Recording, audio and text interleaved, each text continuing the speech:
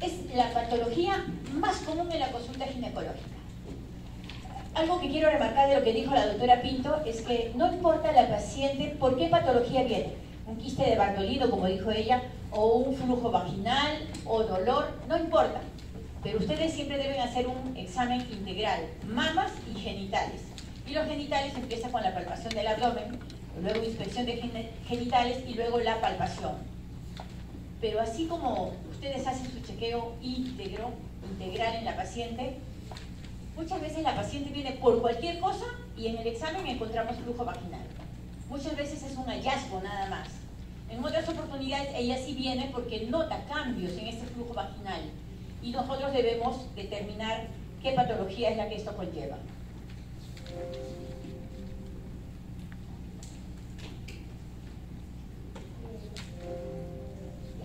Entonces, ¿qué es lo que vamos a tratar hoy día? En lo que es vulvovaginitis, infección de vulva y vagina, vamos a ver nosotros principalmente hoy día generalidades, vamos a hablar de algunos términos.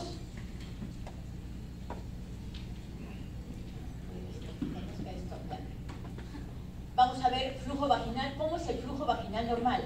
Hay muchos pacientes que cuando van a consulta uno le dice, ¿y desde cuándo tiene el flujo?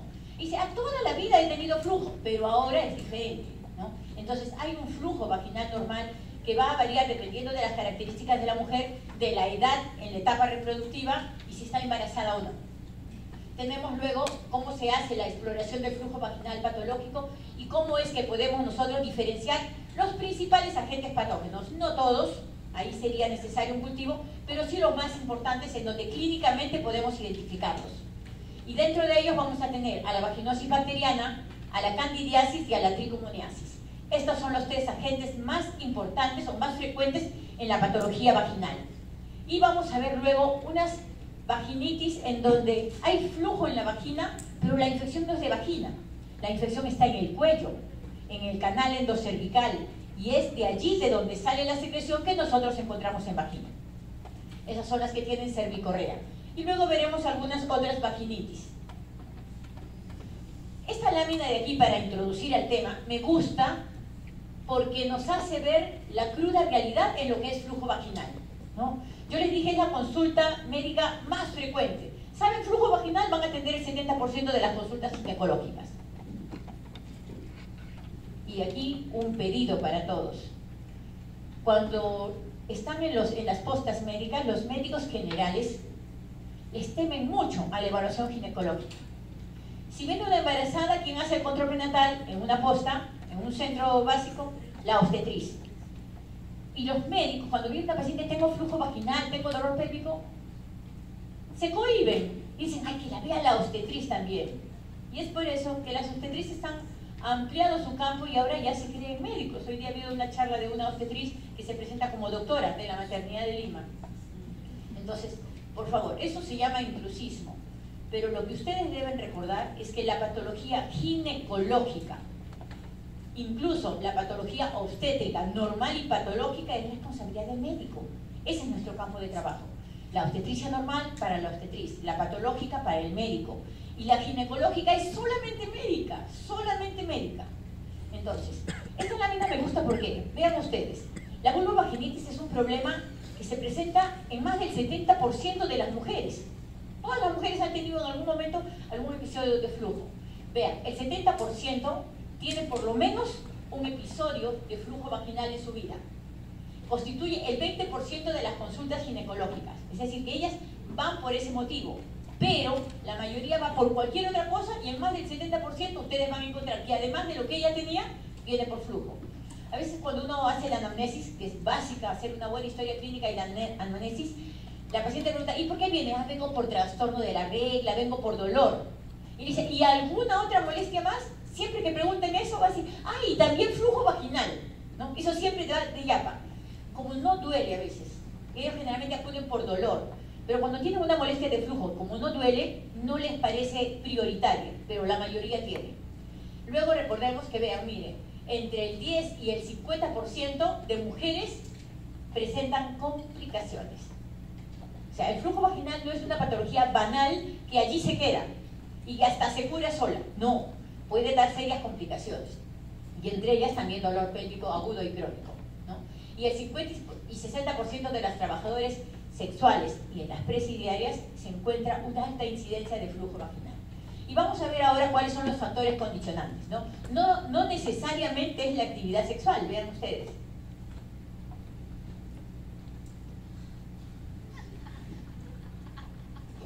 Entonces, ahora, para empezar con la parte general, algunos conceptos que deben saber.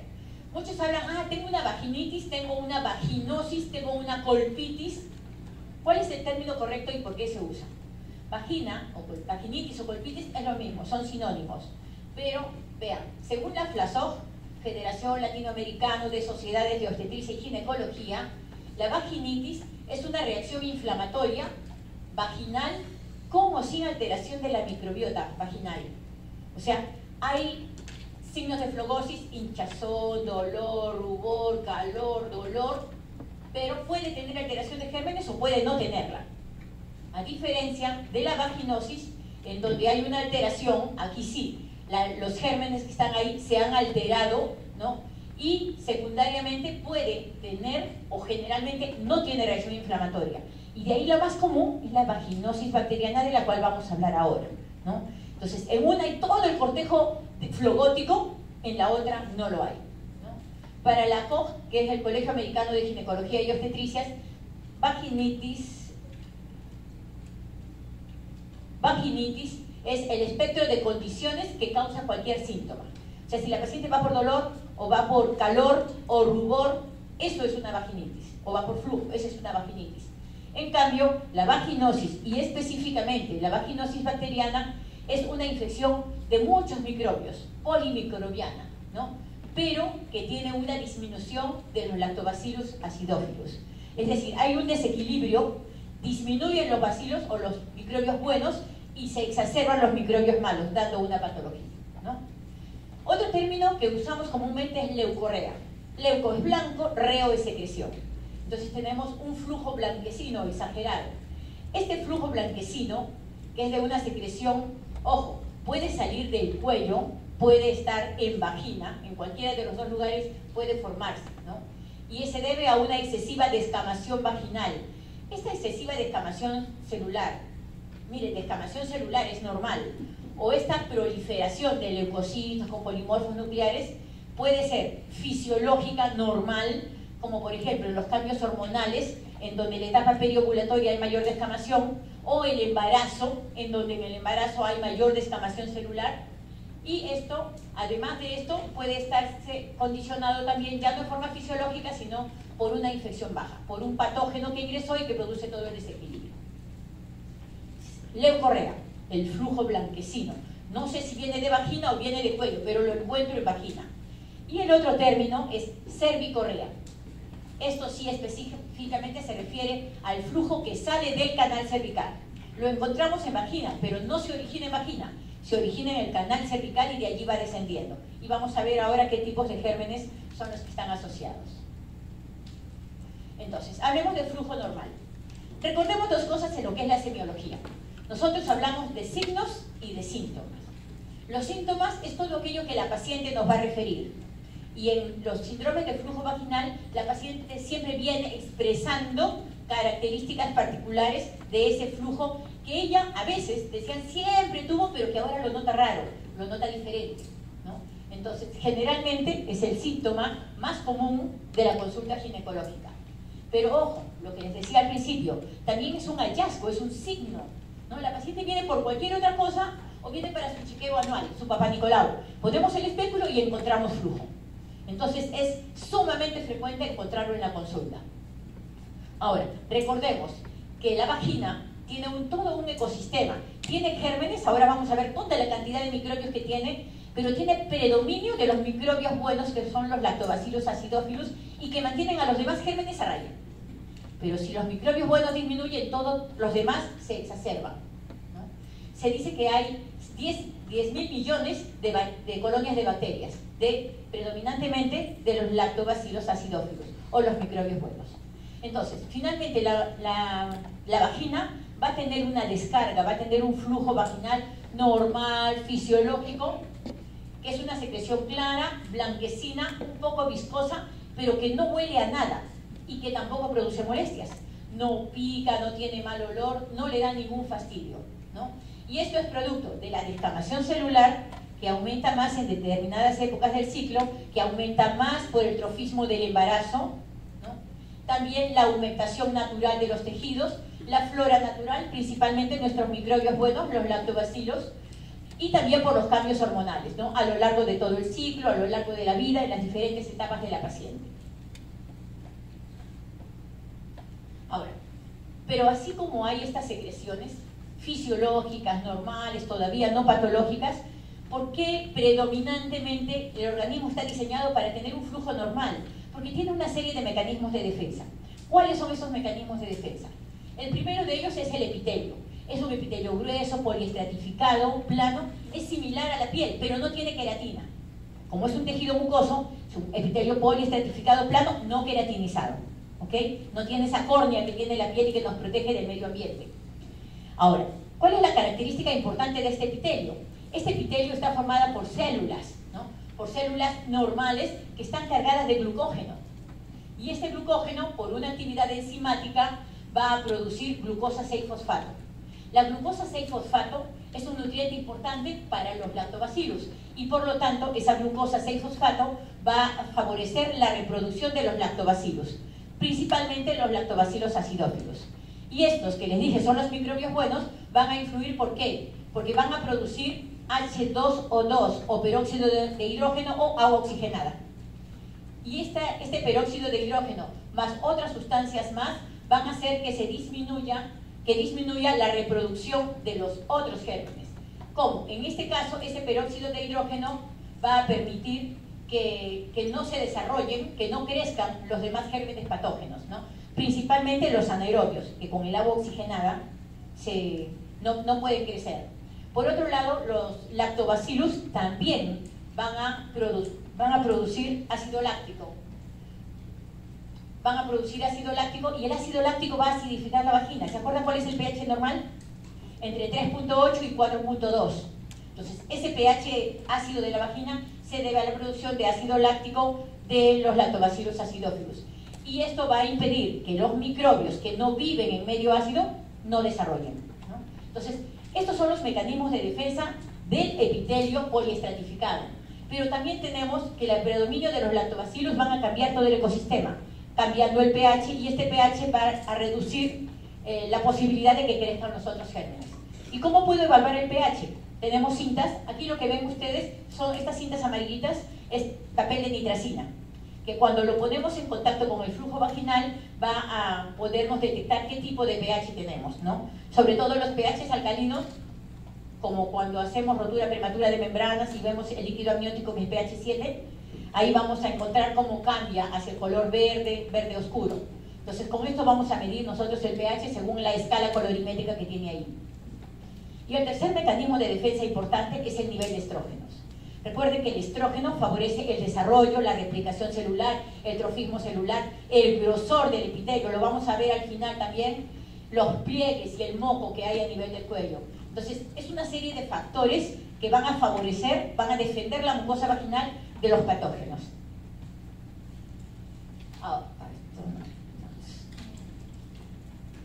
Vean, aquí para que se den una idea de toda la cantidad de gérmenes que existen en la vagina. En primer lugar tenemos cocos y bacilos gram-positivos, que son anaerobios, aerotolerantes, y entre ellos tengo a los lactobacillus, a mis microbios buenos. Estos son los que yo quiero que predominen. Pero también tenemos cocos y bacilos gram-positivos, anaerobios facultativos. Y aquí tengo estafilococos y aquí tengo a la Gardnerella vaginalis, vean, ya tengo un patógeno acá. Tenemos también cocos y bacilos gram-positivos, anaerobios estrictos como peptococos, peptostreptococos, el Clostridium. Tenemos micoplasma urealyticum y el ureaplasma urealyticum y micoplasma hominis. Tenemos también bacilos gram-negativos, anaerobios facultativos como la Escherichia coli, la Klebsiella y el Proteus. Y tenemos otros bacilos gram-negativos, anaerobios estrictos. Entonces vean, todos estos microbios en pequeñas cantidades existen en la vagina, en la flora vaginal. Pero hay un gran predominio de los lactobacillus que mantienen a raya a los demás. Cuando por X motivos, que vamos a ver ahora, los lactobacillus disminuyen, entonces los demás proliferan y aparece un flujo patológico. Ahora vamos a ver el flujo patológico. Eso es por lo que la paciente viene. Y la paciente generalmente viene porque dice, tengo un flujo, pero ahora es diferente, ¿no? Ahora huele mal, ahora me pica, ahora mancha mucho la truza, ahora sale verde. Entonces, ese cambio que ella nota es el motivo por el cual ella viene, ¿no? Ella no sabe si es de la misma vagina o es del canal cervical, pero ella le llama la atención lo que sale hacia afuera. Ahora, ¿cuáles son los síntomas? Para la vaginitis, y de repente la complicación más frecuente es que la manifestación se da a nivel de la vulva. La vagina ustedes la cortan, la cosen y no duele, pero la vulva está inervada principalmente por el nervio pudendo, entonces es muy sensible al dolor y al placer, ¿no? Entonces, si se inflama, duele, arde, escoce, ¿no? Se irrita con mucha facilidad. Entonces la molestia más común por la que va es prurito vulvar. Prurito vulvar intenso, irritación, ardor, dolor, ¿no? El olor desagradable del flujo, por ejemplo, puede ser que la vulva está toda hinchada, edematosa, roja, congestiva y hasta rajada a nivel del rafe medio, ¿no? Laceraciones. Pero otras veces es asintomático. Ella fue por otro motivo y en el examen encontramos un flujo vaginal patológico, ¿ok? Ahora, existen factores de riesgo. Dentro de los factores de riesgo tenemos la raza, tenemos los hábitos higiénicos, lo vamos a remarcar al final en las recomendaciones. Tenemos el cambio del pH por diferentes factores. Hay pacientes que les gusta lavarse con agua con vinagre, con agua con bicarbonato. Por ahí han salido. Hay mujeres, ojo, con los jabones femeninos, de la higiene femenina. Son jabones para la piel de la vulva, para la parte externa, no son para dentro de vagina. Lo promocionan mucho como jabones para la higiene femenina con pH ácido como la vagina, pero no son para vagina, son solo para afuera. Recuerden que los jabones rompen la capa superficial de las células, que encima en la piel tenemos córnea que protege la capa celular, en vagina no. Entonces los jabones no son vaginales, ¿no? Son genitales externos, ¿no?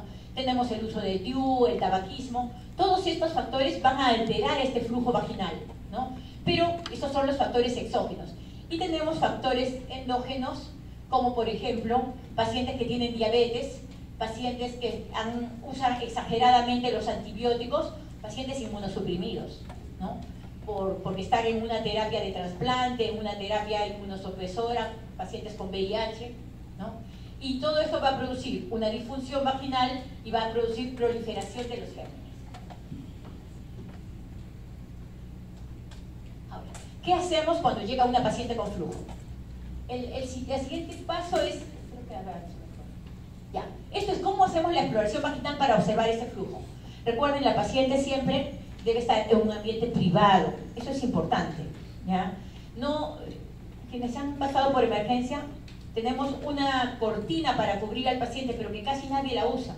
Entonces entran por la puerta, entran por el pasadizo, 5 están conversando ahí, profesor con los alumnos, más la obstetriz, más la técnica.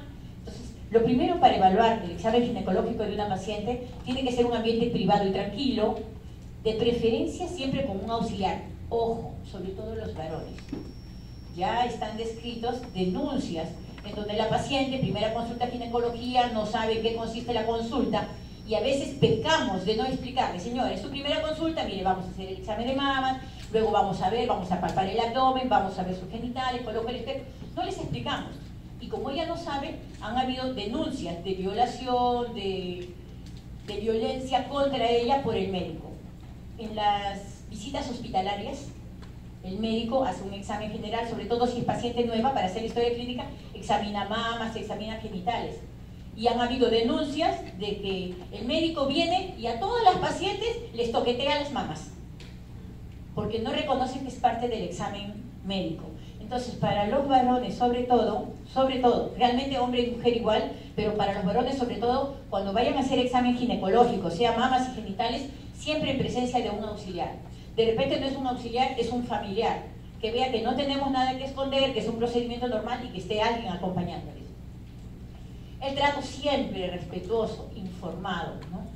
Hay la mala costumbre de que como somos estudiantes de medicina o ya cuasi médicos, entonces viene la paciente y le pregunta, ¿y tú cómo te llamas?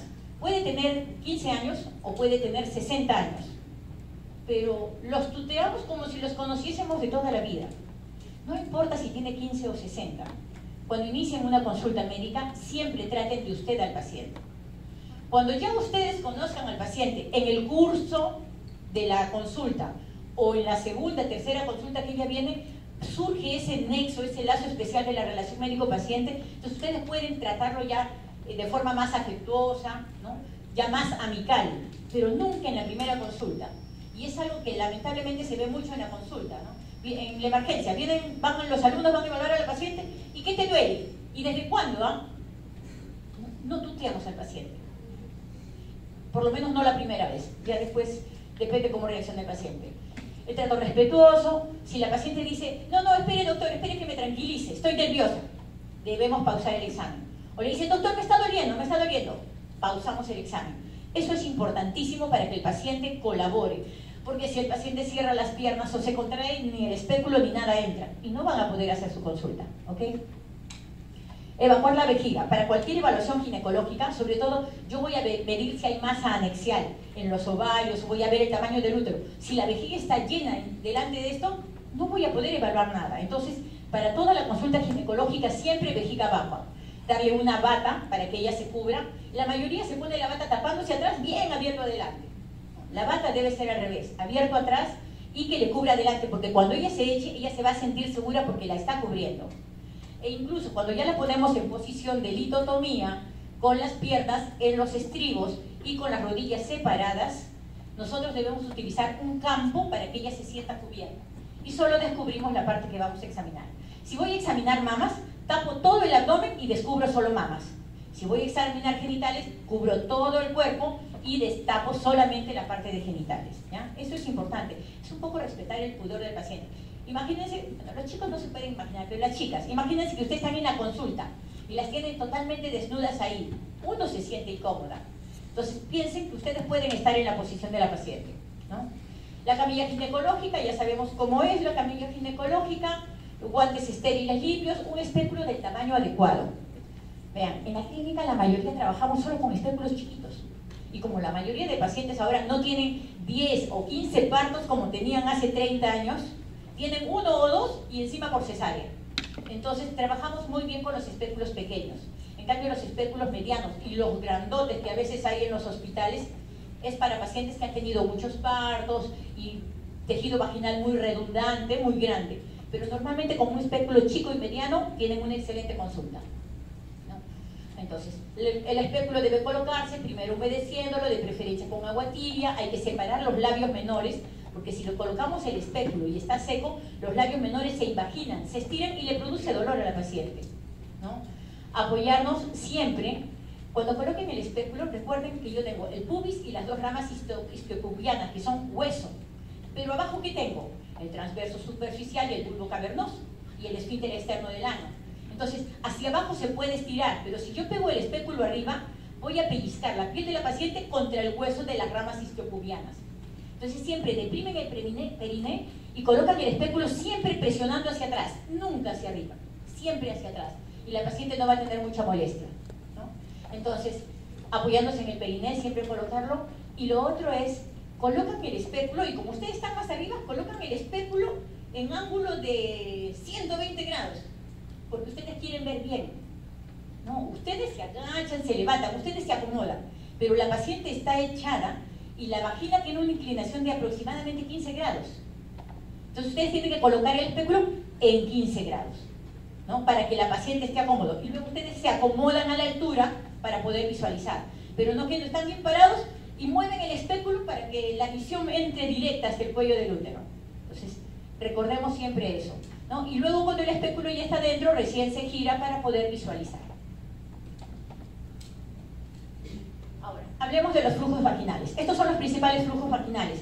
Las 3 patologías más comunes, hablamos de la Gardnerella vaginalis y otros anaerobios responsables de la vaginosis bacteriana. Hablamos de la Candida albicans, es el honguito, el más importante y el más molesto. El más sencillo de tratar, pero el más molesto. Y ahora hablamos de la tricomoniasis, que es relativamente frecuente, pero ojo, es considerada una enfermedad de transmisión sexual. Y siempre que veamos tricomoniasis, aunque las molestias sean leves o sea un hallazgo espontáneo, siempre tenemos que dar tratamiento a la pareja para acordar la cadena viciosa, ¿no? Entonces, vean, la vaginosis bacteriana se presenta en un 40-50% de pacientes. ¿Recuerdan cuando les mostré la lámina? Tenemos Gardnerella vaginalis en vagina, pero normalmente no proliferan porque los lactobacillus los mantienen a raya. Pero si se pierde el equilibrio, estos crecen muy rápidamente. 40-50% de Gardnerella vaginalis, 20 a 39% de candidiasis, y lo menos frecuente, entre 15 y 20, es la tricomoniasis vaginal. Lo que ven en letras azules, que no sé si las ven bien los del fondo, son los resultados ya de un trabajo hecho aquí hará unos 10 años en el Hospital Loaiza, en donde se hizo secreción de flujo vaginal a todas las pacientes y se encontró para Gardnerella vaginalis 42%, para candidiasis 23% y 14% para tricomonas. Pero ojo, también encontramos flujos mixtos. Pacientes que tenían vaginosis más candidiasis en un 3%, 3.2%, y pacientes que tenían cándida más tricomonas en un 1.9%, ¿no? Entonces sí pueden haber secreciones mixtas, ¿no? Con dos tipos de patógenos.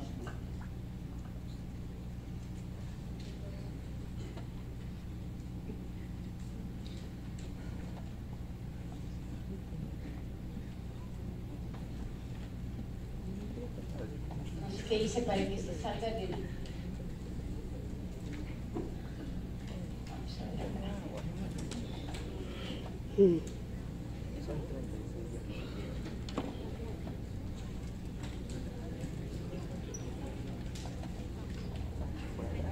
Ok, entonces, esto es lo que, los 3 patógenos más importantes que nosotros tenemos. Aquí les presento el trabajo del Hospital Arzobispo Loaiza para el que lo quiera revisar. Ahí está la referencia. Entonces vamos a empezar ahora a hablar de los 3 patógenos más importantes. El primero es la Gardnerella vaginalis, responsable de la vaginosis bacteriana. Su incidencia, como les dije, es la más común, es entre un 40 y 50%, y es la más frecuente en la etapa reproductiva. En el Instituto Nacional Materno Perinatal, en un estudio que hicimos, encontramos que de un 80% de pacientes que tenían flujo, 30% tenía, entre un 30% tenía vaginosis bacteriana, y un 50% de estas, fue un hallazgo de la consulta, ellas no venían por esa molestia. La recurrencia, ojo, si no damos un buen tratamiento, estas pacientes pueden tener recurrencias de entre un 20 y 40% en el primer mes de tratamiento. Entonces, siempre hay que insistir que el tratamiento debe ser completo y adecuado. La etiología es básicamente... Estos gérmenes de aquí, ven, estos son unos bacilos muy cortos y que tienen formas diferentes. Algunos en punta, otros más alargaditos, otros que parecen cocos, más bien.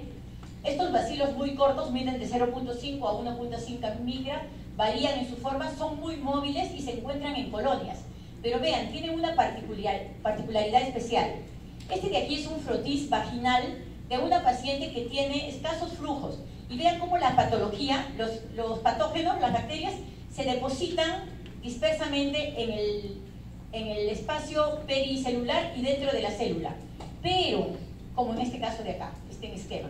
Pero cuando tenemos a la Gardnerella vaginalis, esta tiene una particularidad de rodear todas, en colonia, rodean la célula. Entonces tengo la célula en medio y alrededor, igual este es un estudio citológico, vean, alrededor de la célula están todos los bacilos ahí conglomerados. Y por eso es que dan una forma en anillo, que se le llama clue cell o células en anillo o células clave. Que a la microscopía, esta es una característica de la Gardnerella vaginalis o vaginosis, ¿no? Factores de riesgo. Pobreza, sobre todo asociado a malos hábitos higiénicos y a bajas condiciones de salubridad, donde no hay agua, no hay desagüe. Tabaquismo y alcohol también intervienen, y sobre todo el IMC elevado, ¿no? Las pacientes gorditas con sobrepeso y con obesidad son las que tienen más recurrencia de este patógeno. Otros factores es más común en pacientes sexualmente activos, no porque se transmita por vía sexual, sino porque sirve como un vector para movilizar los gérmenes de la zona perineal y perianal. Cuando hay muchas parejas o hay cambio de pareja reciente, coito frecuente, sobre todo sin protección, las duchas vaginales que rompen el equilibrio en la presencia de los lactobacillus acidófilos, el uso del TIU, que incrementa el uso de la frecuencia de los polimorfonucleares como factor irritante. También hay estudios que demuestran que en las lesbianas hay un riesgo relativo de 2.5, aunque aparentemente no tendría una explicación. Y el uso de espermicidas. Todos estos van a alterar la microbiota de la vagina y por lo tanto van a desarrollar los lactobacillus que ahí se encuentran. Pero tenemos otros factores de protección, por ejemplo, dentro de la alimentación, la ingesta elevada de folatos, el calcio y la vitamina A van a reforzar la mucosa vaginal y por lo tanto van a ser la más resistente a la invasión de estos gérmenes, ¿no? También los anticonceptivos hormonales, sobre todo los de depósitos, los inyectables, estos mantienen un mejor equilibrio del pH vaginal y reducen la proliferación de estos gérmenes. Ahora, el cuadro clínico. ¿Qué cosa es lo más llamativo de la vaginosis bacteriana? ¿Cómo es que ustedes lo van a detectar? En primer lugar, 50% puede ser asintomático. Ella no viene por esa molestia, nosotros lo detectamos. De los que vienen por molestias, generalmente refieren que tienen un flujito con mal olor. Es lo primero que les llama la atención. Pero ese mal olor se exacerba. ¿En qué situaciones? Recuerden que ahí tenemos anaerobios que producen aminas. Y las aminas, ante un pH neutro o alcalino, generan un olor muy, muy fuerte. Entonces, ¿qué dice la paciente? Yo tengo un flujito, pero siempre lo he tenido. Pero cuando tengo relaciones sexuales, es decir, gérmenes más un pH neutro del semen, apesto, dice. Después de tener relaciones sexuales, apesto. Y muchos de ellos piensan que es la pareja que tiene otra pareja por allí y le están cayendo infecciones. Pero no, son los gérmenes que ella tiene que no son de transmisión sexual y que se exacerban con el pH del semen. Otras dicen, ahora hay muchos jabones de pH neutro y de pH ácido, pero antes todos los jabones eran grasa saponificada y eran alcalinos. Entonces, cuando ella que decía, me lavo con jabón y mientras más me lavo, apesto, entonces no me lavo.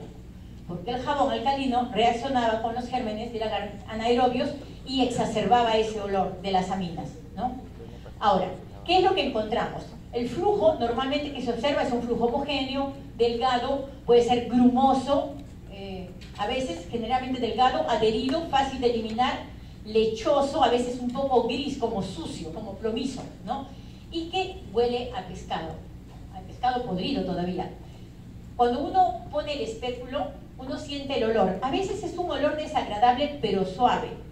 Si ustedes hacen el test de WIF o el test de aminas para buscar las aminas producidas por los anaerobios y le echan 1 o 2 gotitas de hidróxido de potasio, entonces ustedes van a encontrar que ese olor se exacerba tremendamente y se exacerba tanto que hasta duele la cabeza. El cambio es brutal, ¿no? Y el pH es de 4.5 a 5.5. Dijimos que el pH vaginal normal es de 3.8 a 4.2, es decir, el pH está elevado, ahí nos ayudan las cintas de pH.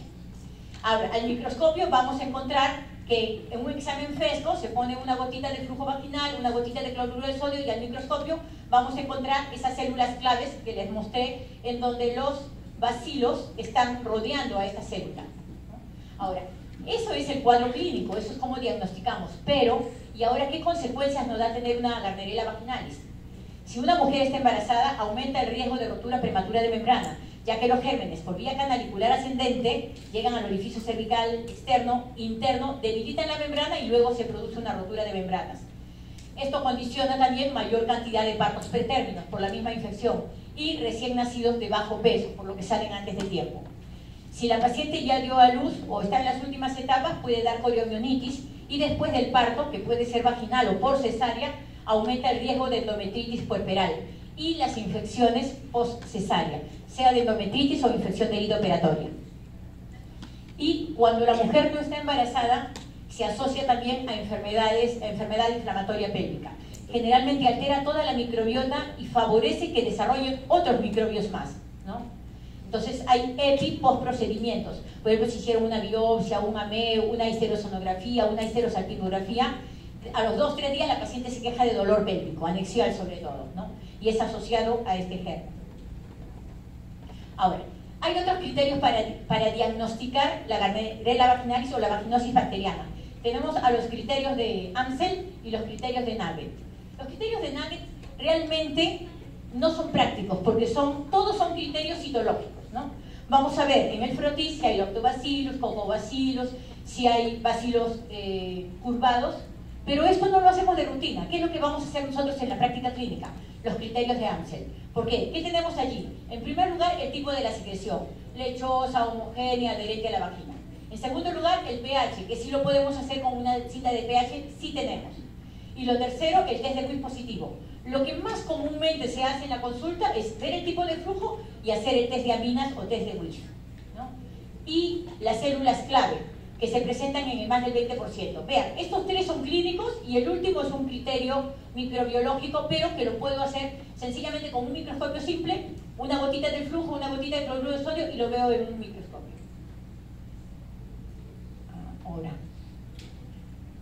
Ahora, vamos al tratamiento. El tratamiento para la vaginosis bacteriana, vean que hay múltiples fármacos que se pueden utilizar. Lo que les he marcado en círculo es el que deben recordar más, porque es el de primera línea. Si esta paciente le dieron tratamiento y regresa a la semana y dice sigue con flujo, entonces pueden hacer uso de las otras alternativas. Van a ver ustedes también que las guías en los manuales del MinSA sobre manejo sindrómico, manejos cortos y rápidos, son precisamente los fármacos que se utilizan. En el tratamiento sistémico para la vaginosis bacteriana está el tinidazol o el metronidazol 2 gramos vía oral, en una sola dosis y se acabó. En el tratamiento vaginal, el tratamiento más corto que tenemos es el uso de clindamicina, óvulos de 100 miligramos, vía vaginal por 3 noches en las pacientes en general. Pero en las gestantes tenemos que hay una inmunosupresión relativa para tolerar el crecimiento del bebé, que es un halo injerto, y por lo tanto se torna más agresivo la Gardnerella. Y por eso en la gestante el tratamiento no debe ser de 3 días, sino de 6 días, ¿no? Pero el estándar para los embarazados es solo 3 días, ¿ok? Estos dos son los tratamientos más importantes. Tienen otras alternativas en crema vaginal, metronidazol en gel, clindamicina vía oral, pero recuerden esos dos, que es el manejo de inicio para la paciente y el manejo sindrómico. Aquí abajo hay una comparación entre el metronidazol que promueve el MinSA, porque es el genérico más económico y el más antiguo, y el tinidazol, que es una versión moderna, es un primo hermano moderno del metronidazol, que tiene menos efectos, sobre todo efectos gastrolesivos, náuseas, malestar gástrico, es mucho más tolerado el tinidazol, ¿no? Entonces tenemos esos dos fármacos. Ya, antes de pasar a candidiasis, yo me salté una lámina. Cuando les hablé de la exploración vaginal, me salté una lámina y recién veo lo importante que es esta lámina. Vean ustedes, ¿cómo identificamos el flujo patológico? Ese flujo patológico, primero, es una adecuada historia clínica, ¿no? Las conductas sexuales de la paciente, si hay coito oral, si hay coito vaginal o rectal, la historia menstrual de la paciente, porque a veces el flujo dice, antes de que me venga la regla, tengo flujo, o pasando la regla me quedo con flujo. Recuerden los cambios de pH. Los hábitos higiénicos, si se asea de adelante para atrás, de atrás para adelante, si se lava una vez al día o una vez por semana o 3 veces al día, si se asea antes de las relaciones sexuales para reducir la cantidad de gérmenes de la zona perineal y perianal, o solo, como hace la mayoría, se lava después de la actividad sexual para no quedar oliendo, ¿no? Entonces, todas esas cosas van a influir y eso es lo que debemos hacer una adecuada historia clínica. Luego viene el examen clínico, el examen físico. Entonces, allí empezamos por la inspección, ver si hay lesiones externas, si el flujo sale hacia afuera, está hinchado, rojo, doloroso, rajado, con heridas, con huellas de rascado. Todo eso. Y luego a la especuloscopía, donde vamos a ver ya las características del flujo, que es lo que estamos detallando, ¿no? Ahora, de las pruebas de laboratorio, recuerden estas 4. De los exámenes complementarios a mi evaluación clínica, a mi inspección visual, tenemos las pruebas de laboratorio como la evaluación del pH. Pero para esto tienen que tener su papelito, su cinta de nitracina. Si no tienen su papel de nitracina, no van a poder hacer. Existe también el papel de tornasol, que es un papel rosadito, que también tiene una escala colorimétrica para ver los pHs. Ya no tienen papel de tornasol, ¿qué hacemos? Entonces el examen en fresco, pero necesitan un microscopio. Sacan una muestra del flujo vaginal, le echan 1 o 2 gotitas de cloruro de sodio y lo ven al microscopio. En caso del hongo, no van a ver nada. En caso de la tricomona, sí. Las tricomonas se mueven mucho y las van a ver nadando. O sea, van a ver una superficie lisa y un montón de movimiento. Ese movimiento es el que genera la espuma que vamos a ver después en tricomoniasis. Y podemos ver también las células clave, ¿no? Como en miren, este frotis, aquí tenemos células clave. Entonces, eso es el examen en fresco. Lo otro sería el test de KOH, o test de WIF, o test de aminas, o test del hidróxido de potasio. Todos sinónimos de la misma prueba. Se pone una gotita del flujo vaginal en un portaobjeto o en el mismo espéculo y le agregamos 1 o 2 gotitas de hidróxido de potasio al 10%. Si estamos frente a la Gardnerella vaginalis, el olor se va a exagerar y eso se llama test de aminas o test de whiff. Pero si lo voy a ver al microscopio, entonces puedo visualizar los honguitos, ver sobre todo las hifas y los micelios. Y la última prueba que puedo hacer, sobre todo cuando hay resistencia, cuando la paciente ha recibido tratamiento y después regresa con las mismas molestias en un tiempo muy corto, es una recaída. Entonces de repente hay resistencia al tratamiento que le hemos dado. Entonces se recomiendan los cultivos para poder ver cuál es el tratamiento específico para esta paciente. Entonces ahora sí, mil disculpas por la lámina y regresamos, terminamos con vaginosis bacteriana. Vamos a ver ahora de la candidiasis. Vean, la Candida albicans, su frecuencia, esta es la segunda causa más frecuente, entre un 20 y 40%. El 75% de las mujeres dicen que va a tener por lo menos un episodio en su vida. Y vean, hasta 2 episodios en un 40%, ¿no? Aquí tenemos hifas y micelios en un examen en fresco, estos palitos y estas bolitas.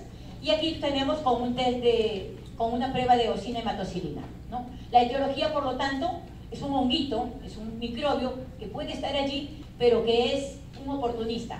Cuando se pierde el equilibrio vaginal, cuando se pierde la acidez normal de la vagina, este se desarrolla. Es un honguito, ¿no?, que prolifera cuando hay alteración de esa flora vaginal y sobre todo del pH. Ahora, existen diferentes tipos de cándida. Hará unos 20 años, el 99% era Candida albicans. Por eso todo el mundo oye ese término más, Candida albicans. Y las otras cándidas eran menos frecuentes. Pero con el paso de los años, la Candida albicans ha bajado a 85 o 80%. Y han aumentado las otras cándidas. La Candida glabrata, Cruzei, tropicalis, paraxilosis. Todas esas otras cándidas han ido aumentando con el paso del tiempo. Y es por eso que a veces damos tratamientos que antes funcionaban muy bien para la Candida albicans y como se trata de otra cepa, entonces no responde igual al tratamiento, ¿no? Factores de riesgo, todo lo que altere nuestro pH vaginal, el embarazo, la diabetes mellitus, pacientes donde tienen hipertiroidismo, inmunosupresión, pacientes con trasplantes, pacientes con VIH. La antibiótico terapia larga, es relativamente común, pacientes que sufren de las amígdalas, reciben antibióticos por 7, 8, 10 días y después de eso terminan con un flujo vaginal. ¿Pero por qué? ¿Qué tiene que ver uno con lo otro? Es que el exceso de antibióticos altera el pH de la vagina y desarrollan los microbios, los patógenos que no queríamos que crezcan. La corticoterapia también, que produce relativa supresión, ¿no? Ahora, ¿cuál es nuestro cuadro clínico? ¿Qué es lo que vamos a encontrar nosotros en la candidiasis?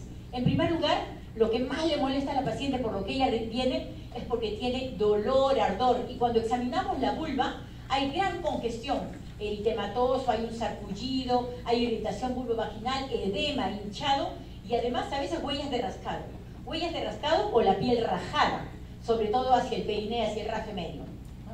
Lo que más se quejan ellas, por lo que acuden, picazón vulvar, que a veces arde, se lavan con agua o con jabón y les arde, les produce dolor. Y aquellos que no le hacen caso a esto dicen, no, cada vez que tengo relaciones sexuales tengo dolor, me arde, quedo toda inflamada, toda irritada. O dicen, no, yo estoy todo el día bien, pero cuando orino tengo un ardor en todos los genitales, porque la orina ácida sale y al bañar estos tejidos inflamados, llagados, escoriados, produce ese ardor, ¿no? Entonces, generalmente viene por esto, prurito vulvar, ardor, dolor al orinar, pero no cuando sale la orina como en la uretritis, sino cuando la orina moja los genitales, ¿no? Y el dolor durante las relaciones sexuales, ¿no? ¿Qué encontramos en el examen? Además de la congestión vulvar, el sarpullido, el edema, encontramos un flujo blanco grumoso. Ese es el típico requesón, aunque creo que ya no hay requesón, ahora más lo identifican como el yogurt, ¿no? Cremoso como el yogur, como el requesón, y no tiene nada de olor, ¿no? No huele para nada, ¿no? Y otras veces es un flujo acuoso, salen los grumos y la paciente dice, nota que moja mucho, como que trasuda mucho. Y cuando ponemos el espéculo encontramos todos los grumos de la cándida allí, ¿no? Y ahí existe también la vulvovaginitis severa. Yo le dije que es el cuadro más simple, más banal, que como le molesta tanto la paciente va rápidamente y se cura oportunamente. Pero hay pacientes que toleran el dolor y vienen ya cuando están con un cuadro de vulvovaginitis severas, con fisuras, escoriaciones, sumamente maltratada la piel de la vulva, ¿no? Ahora, tenemos la vulvovaginitis no complicada. Aquella paciente que viene por primer episodio, la primera vez que aparece, la sintomatología leve, incluye mujeres que tienen colonización y que ni cuenta se han dado de que tenían el honguito, fue como un hallazgo, y el más común, el agente más común, Candida albicans, facilito de curar. Vamos a ver ahora, con un solo día de tratamiento y se fue la Candida albicans. Pero tenemos otras pacientes que dicen que todo el año, cada rato me viene la misma infección, y ya tiene 3, 4 episodios en el año. O que tiene sintomatología muy severa, mucho ardor, hinchazón, edema, dolor, la piel se ha rajado, ¿no? Y esto es más común en pacientes que tienen inmunosupresión, ¿no? Y los agentes aquí, causales, son precisamente esas cándidas no albicans, clavata, tropical, paraxilosis, cruzeitis, esas son las responsables. Y aquí sí, aquí no se recomiendan tratamientos cortos. Esto no se va a curar con una sola tabletita vaginal, sino se recomiendan tratamientos más largos y por la recurrencia tratar a la pareja a pesar de que no es considerada una enfermedad de transmisión sexual, ¿no? Ahora, dos términos que deben conocer, lo que es la reinfección y la recaída. La reinfección es aquella paciente que tuvo un episodio, se curó, estuvo un tiempo sana. Es más, cuando hay recurrencias uno toma cultivos y demuestra, mire, ya no sale nada absolutamente, así que está curada, pero al tiempito otra vez vuelve a tener otra infección, por la misma Cándida albicans o por otra de las cepas, ¿no? Esas son las reinfecciones. Pero lo que más nos preocupa son las recaídas. Aquellas pacientes que han recibido tratamiento, a veces incompletos, a veces completos, pero que ellas dicen, estuve 2, 3 días bien y otra vez estoy con el flujo. Entonces, ¿qué pasó? Aquí nosotros tenemos que pensar que hay dos factores alterados: el huésped o el agente patógeno. En el huésped, de repente es un huésped con baja de defensas, inmunosuprimido, trasplantado, agotado, estresado, etc. Defensas abajo. Y el otro es que se trate de una cepa más agresiva, más virulenta, ¿no? Entonces, aquí para las recaídas siempre debemos pensar en ambas cosas, y es ahí donde sugerimos tratamientos más largos y cultivo, para poder saber la especie con la que nos estamos enfrentando, ¿no? Entonces, ¿cómo se hace el diagnóstico? Básicamente el diagnóstico de la vulvovaginitis candidiásica es clínico, ¿no? La anamnesis y el examen genital nos da el 95% del diagnóstico. Si nosotros tuviésemos una cinta de pH, encontraríamos que el pH es casi normal. Recordemos 3.8 o 4.2, este está por debajo de 4.5, así que no altera el pH. El test de WIF es negativo porque aquí no hay aminas productoras, no hay agentes anaerobios. En el examen en fresco vamos a ver las células y los micelios en la prueba de KOH, hifas, esporas, y el cultivo no se hace normalmente. Es un microbio tan simple y tan fácil de objetivar que generalmente se da tratamiento. Solamente cultivos cuando tenemos esos cuadros complicados, infecciones recurrentes y pensamos que se trata de una cándida no albicans, ¿no? Ahora, el tratamiento en manejo sindrómico es tratamiento de un solo día. Una tableta vaginal de clotrimazol de 500 miligramos, la humedece, primero aseo genital, humedece la tableta y la pone en vía vaginal profunda. Es como una pastilla de Panadol, pero grandota. Y esto se va a ir con la humedad vaginal, se va a ir deshaciendo en 4 a 5 días, por lo tanto se le dice que 4 días no tenga actividad sexual. Antes del clotrimazol de 500 había el clotrimazol de 100, todavía hay, son pastillitas más chiquitas, y se ponía una cada noche por 5 días, lo que incomodaba mucho a la paciente, ¿no? Con este esquema de una sola tableta, pero no de 100, sino una de 500, se pone toda la dosis y se va a ir deshaciendo de a poquito y va a actuar los 4 o 5 días. Tiene el mismo efecto y es mucho más práctico para la paciente, ¿ok? Entonces, clotrimazol vía vaginal. Tengo otros antimicóticos como el miconazol, butoconazol, en crema, en óvulos vaginales, pero recuerden, el primero, tratamiento de inicio. Recurrencias, resistencias, ya pensamos en los otros agentes. Ahora, cuando hablamos de una vulvovaginitis candidiásica recurrente o una complicada, entonces no tratamientos cortos. Aquí el tratamiento debe ser largo. Entonces ya no le vamos a dar clotrimazol de 500, le voy a dar de 100 vía vaginal cada noche por 7 días. O le voy a dar miconazol, o le voy a dar butoconazol, pero por tratamientos largos, 7 a 10 días de tratamiento. No se usa ya la nistatina, antes se utilizaba nistatina y se usaba por 14 días. Pero aquí la recomendación es tratamientos largos y combinarlo ya no solo con el tratamiento local, sino con el tratamiento sistémico. Y ahí de la mano, lo primero, el fluconazol de 150 miligramos, que se puede dar en una paciente que tiene un solo episodio de vulvovaginitis para que no recurra, le podemos dar una cápsula de fluconazol. Pero en estas pacientes con infección recurrente, a ellas debemos darle una tableta de fluconazol cada 3 días por 2 dosis, 1 hora y otra en 3 días, ¿no? Sobre todo esos casos complicados y recurrencias. Ahora, tratamiento tópico o tratamiento sistémico. El tratamiento tópico es lo ideal y la mayoría con esto queda curada totalmente, ¿no? Tiene una alta concentración del fármaco, es 500 miligramos, 5 tabletas en una. El tratamiento es corto, un solo día, rápido, alivio, menos efectos adversos. Algunos pacientes pueden tener, si tienen actividad sexual en esos días, el esposo va a salir todo manchadito de puntitos blancos, que es la tableta que se está deshaciendo, ¿no? El tratamiento sistémico, por ejemplo, ¿qué pasa si tengo una paciente de 17 años que no ha tenido actividad sexual nunca? No le puedo dar miclotrimazol vía vaginal. Entonces, para aquellas pacientes que no pueden tener actividad sexual, que no pueden tener tratamiento vaginal por diferentes motivos, entre ellos no actividad sexual, o hay pacientes que dicen, no doctora, yo no me quiero poner nada, no soporto que me toquen, no soporto ponerme la pastilla, entonces tenemos los tratamientos sistémicos. Entonces lo puedo dar como alternativa al tratamiento vaginal, si es que no pueden recibir tratamiento vaginal, o lo puedo dar como complementario en aquellas pacientes con resistencia, ¿ya? Sobre todo en las recurrencias. Y el tratamiento de las recurrencias puede ser con ketoconazol o itraconazol. Vean, tenemos 2 antimicóticos vía oral más, y se recomienda una sola tabletita vía oral por 6 meses. Y si es el fluconazol de 150, vía oral 1 por semana durante un periodo largo. Ahora, el tercero de los patógenos. El tercero de los patógenos es la Trichomonas vaginalis. ¿Alguien me dice la hora, por favor? Las 10. 45, ya, perfecto, estamos bien entonces. Entonces, vamos con la tricomona. La tricomona, les dije, son estos trofozoitos, estos protozoos, son los que, esta es la tricomona. Vean, tiene un núcleo central y tiene un flagelo atrás y tiene como un mechoncito de 3 pelitos delante que le permite gran movilidad. Y al moverse en el flujo es que produce entre los otros componentes las burbujitas que nosotros vamos a ver, ¿no? Entonces, según la OMS, 173 millones de casos nuevos hay de tricomonas. Y ojo, recuerden, tricomonas sí es considerada una ITS. Es el único de los flujos que es considerado ITS, de las vaginitis, ¿no? Produce, en el varón puede producir uretritis tricomoniásica, ardor al miccionario. En el cultivo o en el estudio sale que hay tricomonas. Sí es considerado una ITS, en el 50% de los pacientes es un hallazgo, no van necesariamente por este problema. Su incidencia era del 15 al 30%.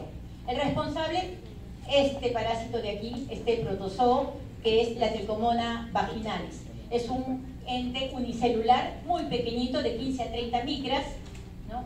Es muy móvil y lo vamos a encontrar a veces con otros gérmenes anaerobios, fagocitando bacterias y otros más. Se reproduce, se va dividiendo en 2. Uno de estos empieza a engordarse y se parte en 2 y salen 2 trofozoitos. Y así, tienen una reproducción binaria. Factores de riesgo siempre, la actividad sexual, múltiples parejas.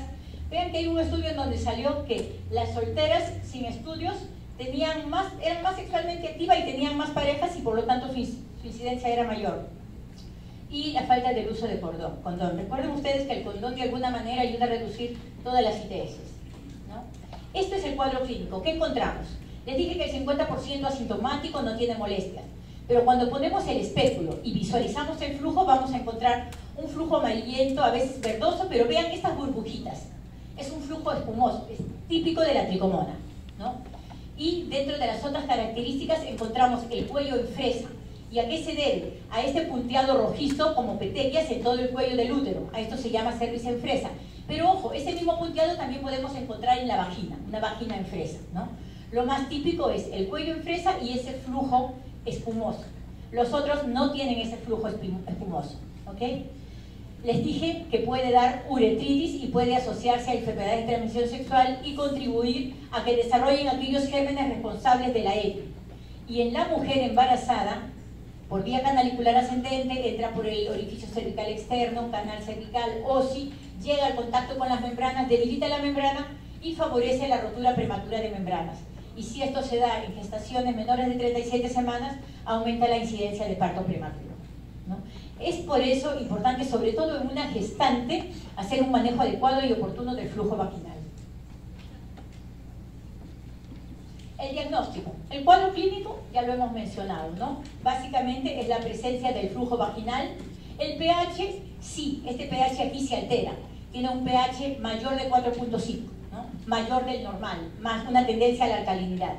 El test de WIF, como se dice que a veces los gérmenes están combinados, no es un solo tipo de gérmenes, podría dar positivo, generalmente no, pero podría dar positivo, ¿no? En el examen en fresco vamos a ver, este es un examen con suero fisiológico, y vamos a ver a las tricomonas, que no las visualizamos bien, pero vamos a ver su desplazamiento. ¿Alguno de ustedes ha hecho alguna vez un espermatograma? ¿Ha visto una muestra de semen? Se ve todo blanco, pero ven que hay un movimiento. Son los espermatozoides moviendo.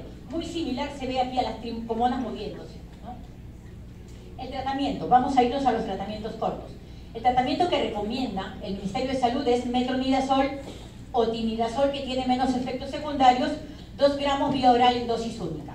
En pacientes recurrentes, los tratamientos largos, 500 miligramos mañana y noche por 7 días, sea metronidazol o sea tinidazol, y darle tratamiento también a la pareja.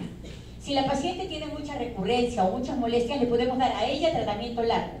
A la pareja, siempre tratamiento corto, porque si no, no lo va a cumplir. Si usted le dice 7 días de tratamiento, dice, pero si yo no tengo nada, yo no estoy enfermo. Entonces preferimos darle tratamiento corto a la pareja y a la paciente, según la sintomatología, o tratamiento corto o tratamientos largos, ¿no?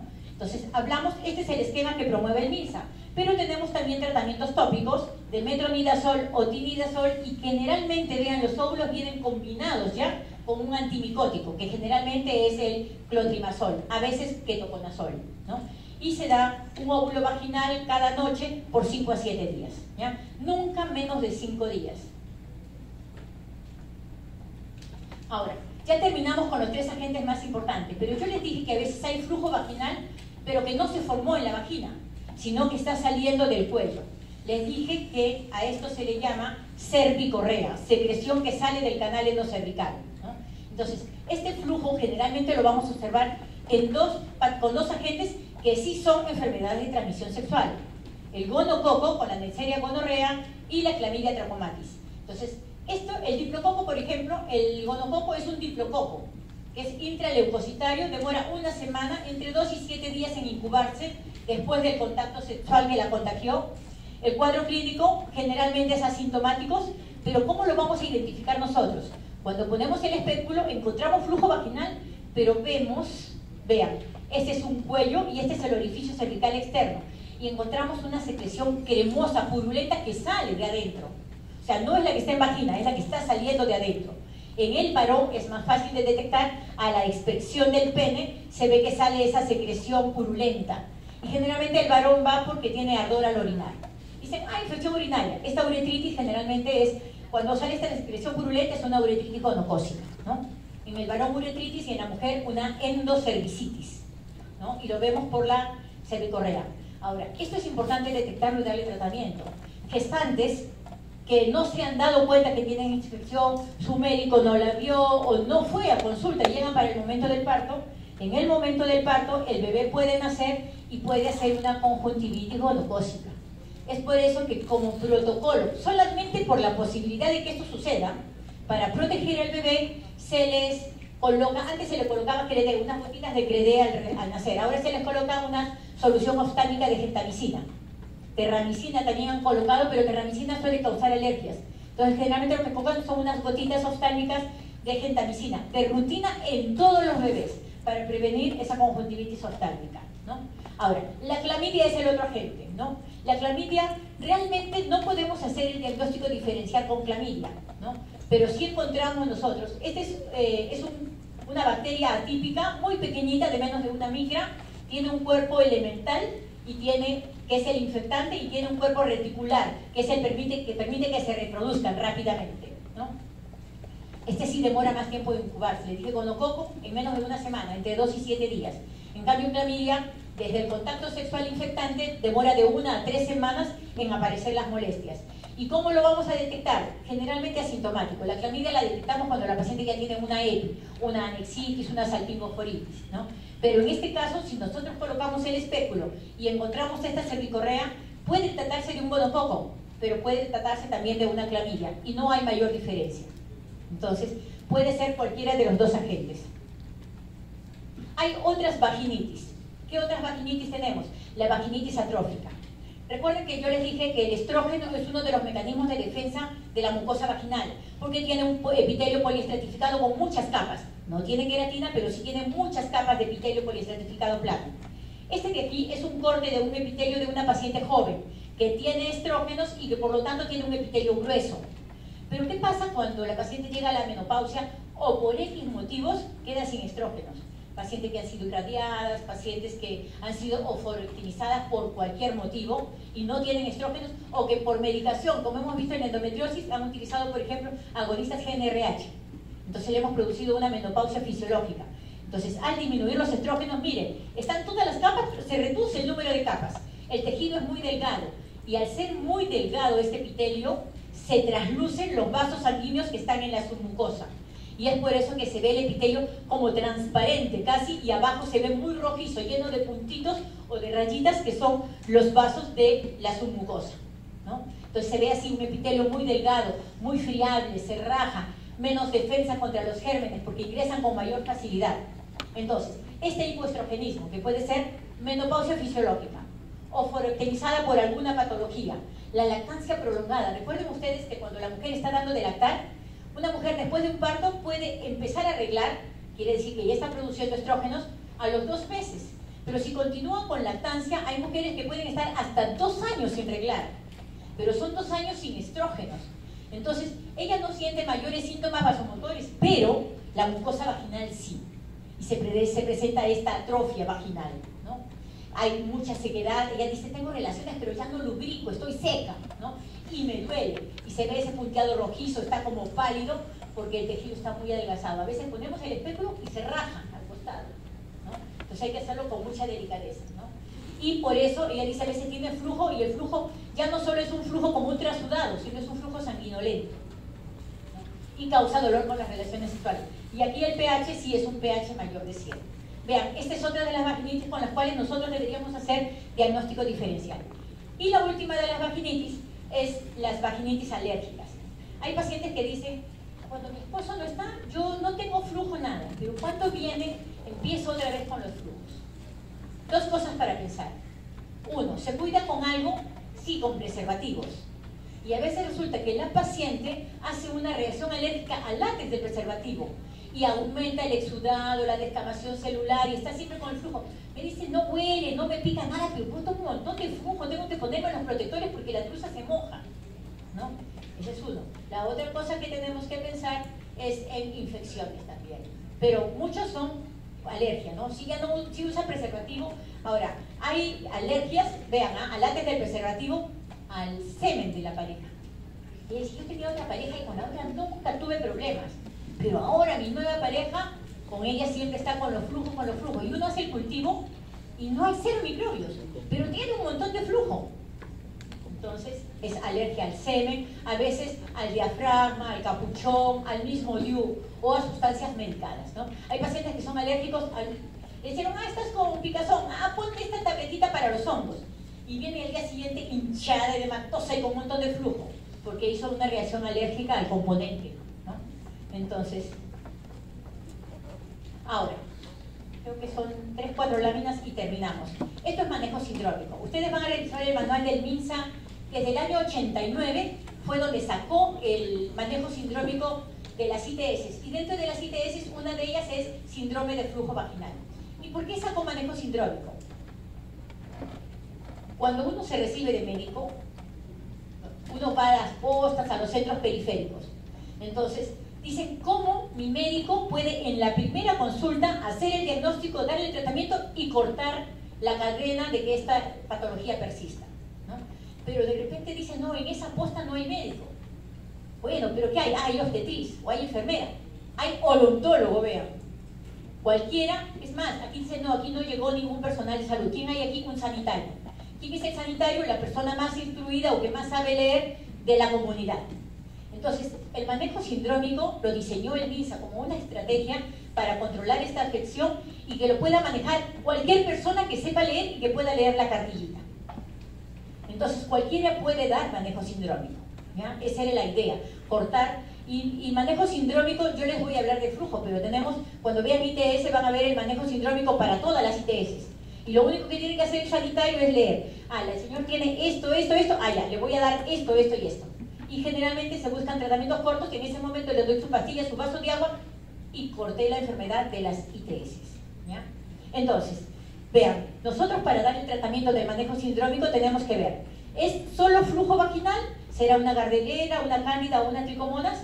O además del flujo, tengo secreción endocervical, tengo una cervicorrea y entonces tengo que pensar que puede estar involucrado clamidia o gonococo. Y cuando hacemos manejo sindrómico, siempre recuerdo, aconsejarle a los pacientes cómo reducir el riesgo de infecciones, consejería, cumplimiento. Por eso se prefiere, allí mismo le doy la pastilla, las 2, 3 pastillas y su vasito de agua. Aquí ahorita cumple el tratamiento. Porque cuando son tratamientos largos, no nos consta si se acabó de tomar, no tomó la pastilla. A los contactos, el tratamiento tiene que ser para él y para los contactos, sobre todo en las ITS, ¿no? En este caso para tricomona, que es nuestra única ITS de flujo vaginal. El control, citarlo en una semana o en 2 semanas para ver y ahora cómo se siente, desapareció el flujo y vean que todo es anamnésico nada más, ¿ah? Y el uso de condones para reducir en general todas las infecciones de transmisión sexual y entre ellas el flujo. Ahora, este esquema de evaluación del flujo está diseñado. Está el sanitario, es el único que está en el centro de salud. Entonces el sanitario no sabe colocar un espéculo. Entonces él solo le va a preguntar, ¿por qué viene usted? Tengo flujo vaginal. Entonces él dice, si tiene flujo, puede ser tricomona o puede ser gardnerela. Ya sabe que le va a dar el tratamiento, porque ahí dice el esquema. Viene flujo, le da esto y esto. Y le pica además, sí me pica. Si le pica, también le va a dar tratamiento para cándida. Entonces, en ese momento, el sanitario le va a dar tratamiento para los 3. Si le pregunta pica y ella dice, no me pica, solo el flujo. Entonces le da solo tratamiento para tricomona y gardnerela. Vean, el sanitario puede dar tratamiento. Pero están ustedes, médicos generales, o está la obstetriz del centro de salud, que no debería ser, pero si no hay otro personal, si no hay personal médico, entonces, ojo, sí saben colocar un espéculo, pues. Entonces van a hacer lo que hemos visto en toda la charla de hoy día. Colocan el espéculo y van a ver flujo cremoso, medio amarillento, verdoso, lleno de burbujitas y un cuellito en fresa lleno de puntitos. ¿Qué cosa es? Tricomona. Le doy tratamiento para tricomona. Encuentro un flujo medio plomizo y huele feíto. Bueno, voy a echarle ahí una gotita. No tengo hidróxido de potasio. Tengo un jabón en barra de esos alcalinos. Entonces lo disuelvo un poquito y se lo echo ahí. O cualquier cosa alcalina que tenga y el olor se exacerba tremendamente, sumamente apestoso. Entonces digo, esta es una gardnerela. Entonces, y si no tengo nada, digo, bueno, puede ser tricomona, puede ser gardnerela, según las características, no sé qué dice para que se salga de pantalla completa.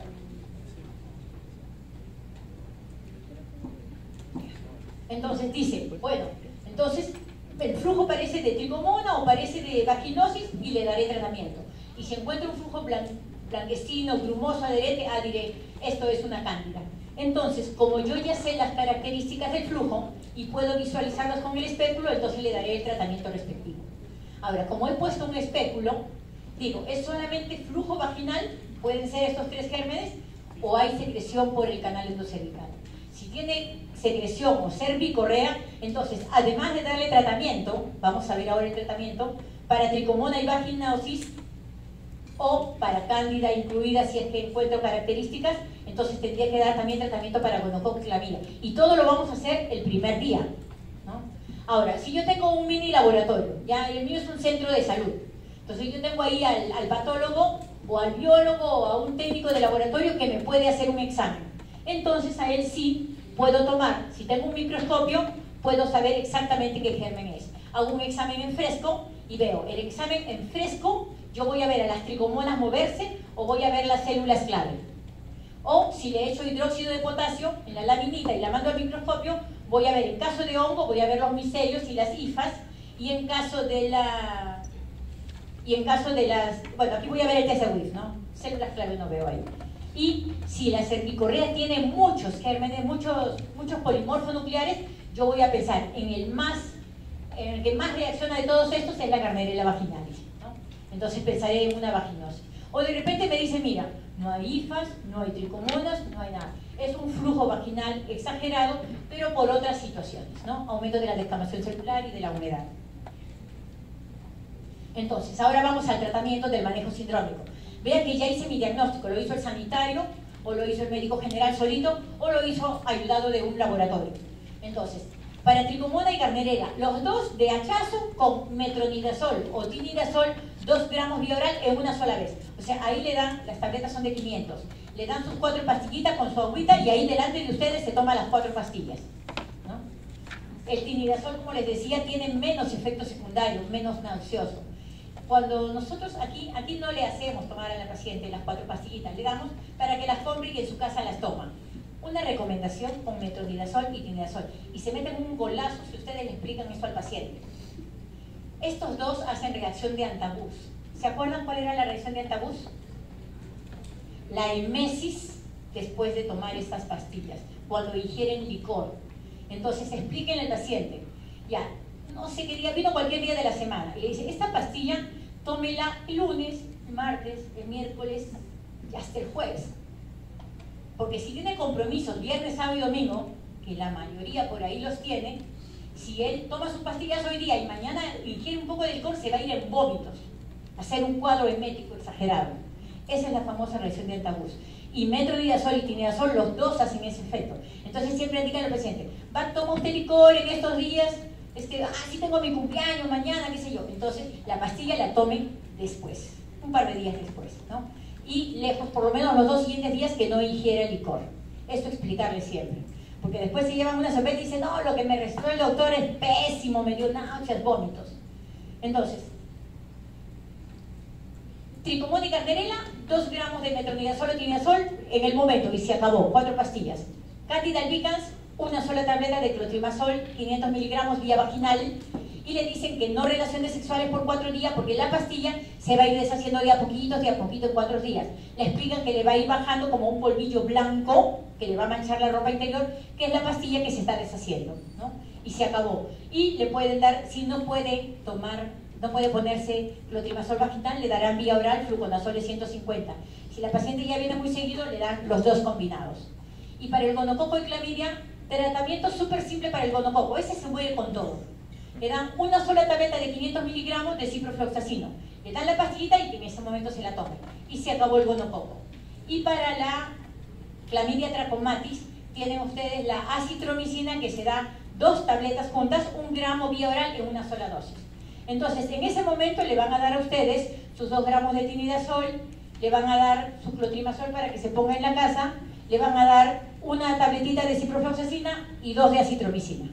Y con eso cortaron ustedes todas las posibilidades diagnósticas. ¿Qué pasa si la paciente que ha venido está embarazada? Siempre antes de dar tratamiento pregunten por el embarazo. ¿Qué dice la norma? La norma dice que realmente el tratamiento para tricomona y Gardnerella con metronidazol lo podemos dar en cualquier momento del embarazo. Sin embargo, en animales hay teratogenia con el metronidazol.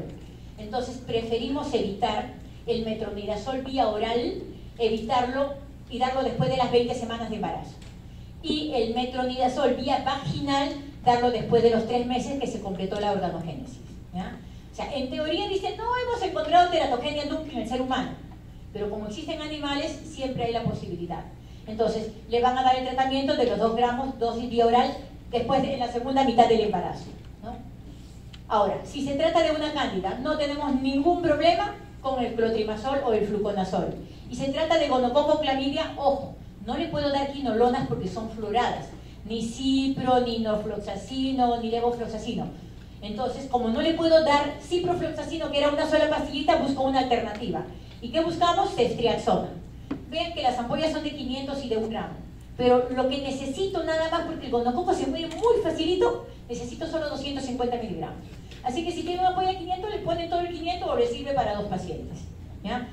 Ceftriaxona de 250 miligramos intramuscular y la acitromicina que la pueden tomar en cualquier momento del embarazo, 1 gramo, dosis única de acitromicina. Entonces, vean que son pequeños detalles que cuidamos para el manejo sindrómico que generalmente da para todos los pacientes. Ya, y este es un cuadro sinóptico solamente para que recuerden ustedes que de la Cándida albicans, lo más común es que ella se va a quejar de flujo, picazón, dolor, ardor. Esto es lo que más molesta.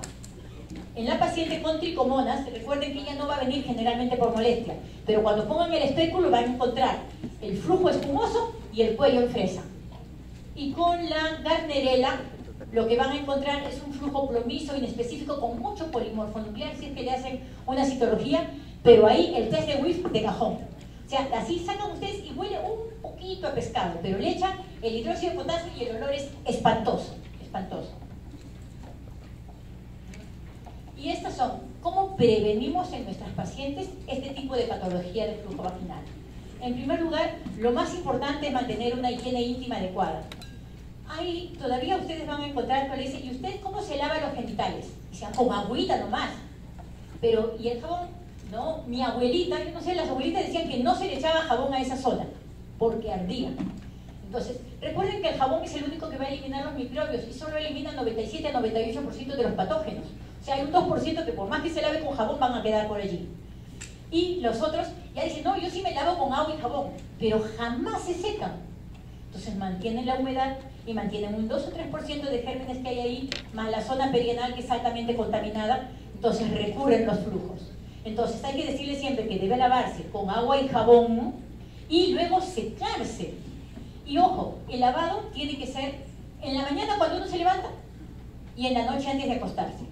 Pero ojo, si va a tener relaciones sexuales, debe lavarse, asearse ambos antes de la relación sexual. La mayoría no se lava antes, se lava después, para no quedarse con el olor del semen, con el olor del flujo vaginal.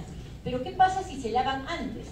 Recuerden que lamentablemente la vulva y el ano están muy próximos. El periné es entre 3 y 5 centímetros de distancia. Entonces, la vulva se contamina muy fácilmente con flora rectal. Entonces, la idea es, durante la actividad sexual, durante el juego precoital, puede haber roce de la zona perianal, de la zona perineal, y los gérmenes de ahí entran a la vagina y otra vez la paciente termina con flujos. Con sus propios microbios, o sea, no es que la pareja le haya traído microbios de afuera, sus propios microbios, pero que se desplacen de una zona a otra por la actividad sexual. Entonces es más recomendable el aseo antes de la actividad sexual y siempre después de defecar. Recuerden, cuando hacen deposiciones y se secan con papel higiénico, ya ven, el último papel salió limpiecito. Pero si una hora después se vuelven a limpiar, van a ver que todavía sale marroncito. Y cada puntito marroncito es una tonelada de microbios. Entonces, después de defecar, lo que se recomienda es papel higiénico y un pañito húmedo. Ahora que están de moda los pañitos húmedos, con alguna saponificada, con un poquito de jabón. Un pañito húmedo, recuerden que el jabón, o lo ideal, si están en casa, lavarse con agua y jabón después de defecar. Entonces, aseo genital, al levantarse, antes de acostarse, antes de las relaciones sexuales y después de defecar. 4 momentos que deben tenerse. Ahora, la limpieza. A veces vemos niñitas que vienen por flujo vaginal, porque se asean de atrás para adelante. Entonces, del ano hacia adelante. Y se llevan gérmenes comunes de la flora rectal. Entonces hay que explicarle que primero se lava la vulva, lo de adelante por adelante, y luego hacia atrás, hacia el ano. Ya no se regresa adelante. Y el secado también, se seca adelante y luego hacia atrás. Nunca de atrás para adelante.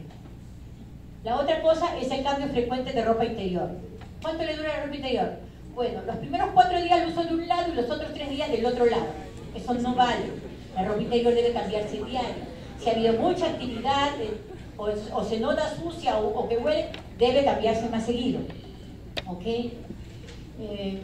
Luego, las toallas higiénicas y los que usan tampones, por favor, deben cambiarse cada 3 o 4 horas. Dicen, no, pero como estoy sangrando un poquito me dura todavía 24 horas. No, el asunto son los gérmenes que están allí y favorece la reproducción de los gérmenes, ¿no? Preferir la ropa interior de algodón. Ustedes ven que hasta las ropas más bellas de licra o de encajes siempre tienen la parte baja que cubre la vulva con una franja de algodón, ¿no?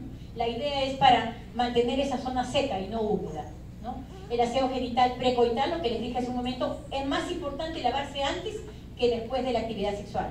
Y estimular la conservación de la microbioma vaginal después del uso de antibióticos prolongados.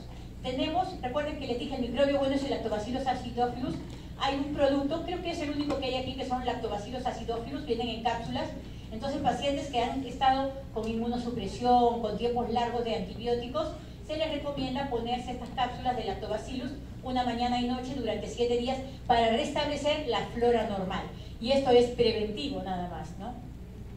Y el tratamiento de la pareja cuando sea necesario, como en ejemplo en las tricomonas o en las candidiasis vulvovaginales recurrentes persistentes. Hoy ya no los he dejado hablar porque el tema era largo. Ahora sí, ¿preguntas? ¿Alguien? Ya los veo agotaditos. Sí, adelante.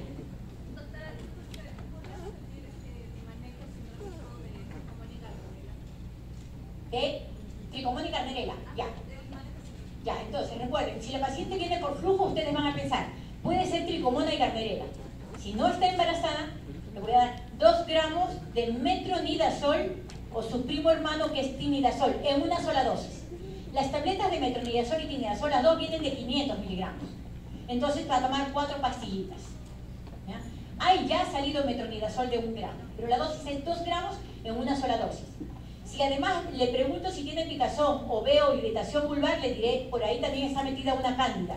Entonces le agregaré 500 miligramos de clotrimazol vía vaginal en una sola dosis, una sola tableta vaginal profunda y no relaciones sexuales por 4 días.